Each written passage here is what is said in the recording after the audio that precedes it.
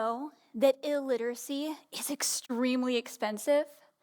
The World Literacy Foundation in 2022 issued a report saying 1 in 5 people around the world experience illiteracy, estimating a global cost of more than $1 trillion. Long before I was aware of this, I was working on a project which unexpectedly turned out to be an astonishing solution to this worldwide problem. From fall of 2018 to spring of 2022, I spent 4 years doing book readings with live costume performances for kids in a small school. I named these events Book Days. I was actually a preschool administrator with a constant drive to be creative in my work. Think of my book days as being similar to a live-action version of The Reading Rainbow. How many of you remember LeVar Burton's groundbreaking work fighting illiteracy with his Reading Rainbow PBS show?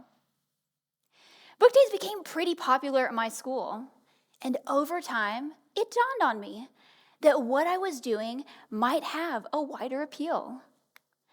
So I pitched the idea to my local library, asking them if they would host a book day in our town square, and they agreed. I suggested Pete the Cat by Eric Litwin, and plans were set in place. I was hopeful for a decent turnout, but was totally unprepared for more than 700 people to flood the town square, block traffic, and seek a prime viewing spot for their youngsters. These kids were captivated. Families lined up to take pictures with Pete the Cat in a line so long, we had to pause pictures in order to do our second reading. That day, my direction began changing, giving me hints of exciting things to come. And before I share more of my own journey, let's zoom out and take a closer look at the full impact of illiteracy around the world. UNESCO and World Bank in 2021 concluded that 6 million children globally reach their 10th birthday every month without acquiring the necessary literacy skills for their age. And UNICEF noted in 2022 that roughly 64% of 10-year-olds around the world cannot read or understand a simple story. This means that kids will grow up to become adults more likely to experience the following challenges. First, illiterate kids are more likely to work for lower wages or be unemployed for longer amounts of time than their more literate peers. Second, they're more likely to be incarcerated. Sad, but true. Third, illiteracy more frequently leads to being on welfare, requiring government assistance. And finally, less literate people have a harder time understanding health-related information, which inevitably leads to lower quality medical care and preventative measures. Obviously, illiteracy can be far more costly than any of us would realize, and I believe this issue has reached a critical point, requiring immediate attention. And it's not just something that happens far away from us. Illiteracy might be in your backyard. It was for me. I live in the suburbs of Austin, Texas, a city on the rise both nationally and internationally. And by all appearances, things seem to be thriving. However, over half of the elementary schools in Austin's independent school district are Title I schools. And if Title I isn't known to you, it refers to schools in the U.S. that face greater educational challenges due to high poverty. You've probably heard cliches like, children are the future, and they are. And it's easy to say things like that. I believe we owe it to them to ensure they can read. So taking further steps, in December 2022, I connected with United Way's Greater Austin Reading Coalition. Book days align so well with their goal of creating a community culture of reading that I partnered with them on their mission to get kids reading at or above grade level by the 3rd grade. Amazingly, they awarded me a grant to do my first book tour, bringing books to life for students in Austin's independent school district. Stepping into this opportunity, allowed me to define the problem Book Days was addressing. It was not just a fun program to inspire kids. It was a tool to change the course of kids' lives. I share this wild story with you about how a creative educational effort, just to inspire a handful of kids, snowballed into a movement to solve one of our most tragic global problems. So that you'll understand, I can personally tell you, any one of us can be a creative inventor of solutions to our greatest problems. How I began to solve this problem simply involved a book, a costume or two, and more than 10,000 kids. Allow me to provide you a glimpse into these events.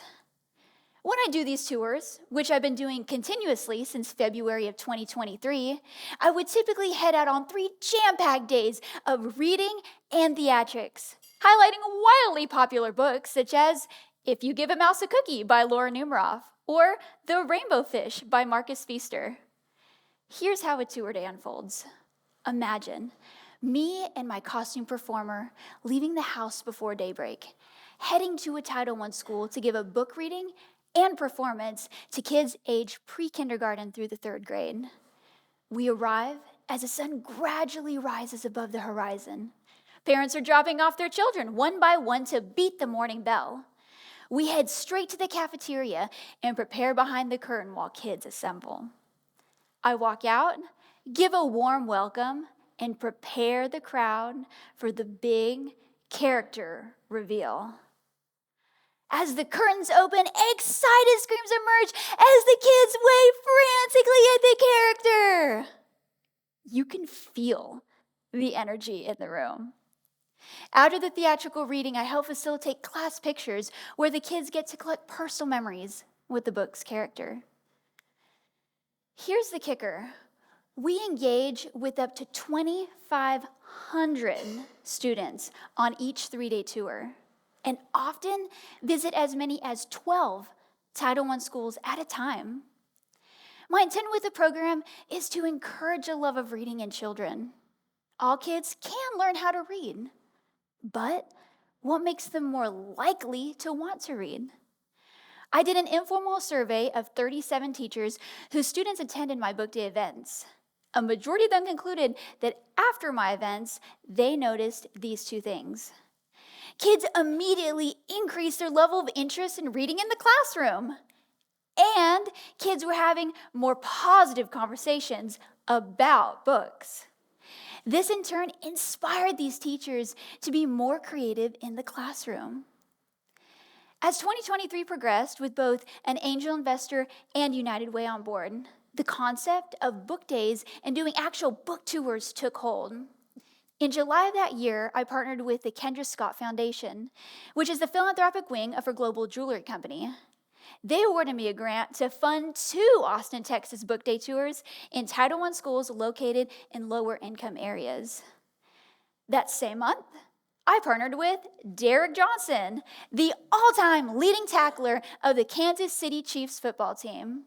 Derek now lives in Austin, near me, and his foundation, Defend the Dream, refurbishes Title I school libraries and creates more enjoyable reading environments. Together, with complementary goals, we're working to inspire a love of reading throughout the city and beyond. Certainly, I'm thrilled that my book day events inspire kids. But what brings me even greater joy is the realization that this inspiration was contagious. One time we did a tour with If You Give a Mouse a Cookie, and a full 9 months later, a librarian told us that a student had just asked her about the mouse from our tour. He remembered us. Another librarian pointed out that after our visits, kids were eager to check out books in the series that we featured on our tours. In that librarian's own words, the energy and excitement from the students was palpable, all because they now had a personal connection with the books. For me, 2023 was an incredible year. Initially, we thought it would be exciting if we could reach 10,000 kids. And we ended up exceeding that.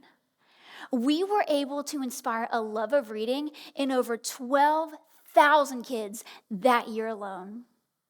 So as 2023 rolled into 2024, I began to ask myself, what exciting horizons await book days? Or where could all of this work possibly lead?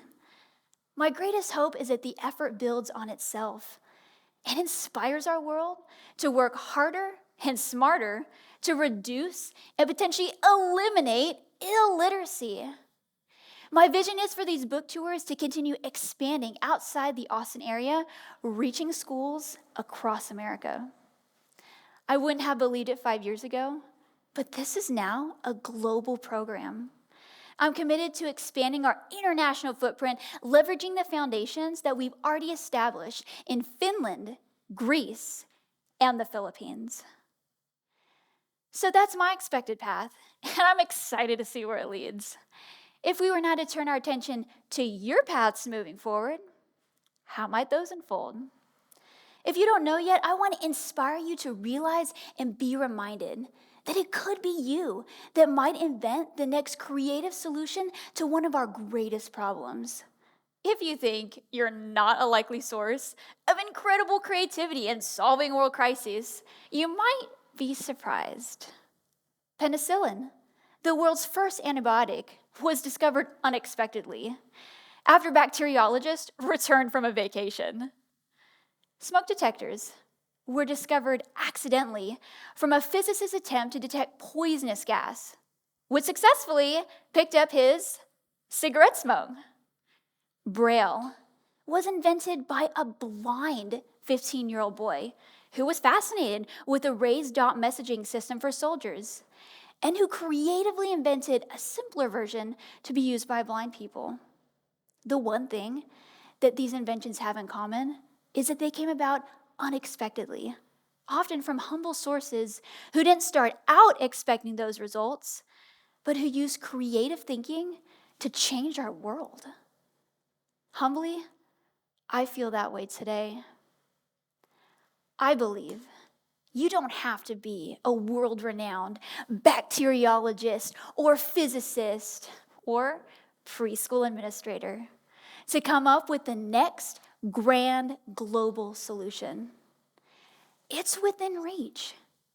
Your creative ideas can ignite lasting impact. I'll finish with this question. How might you creatively invent a brighter future for us all? Thank you.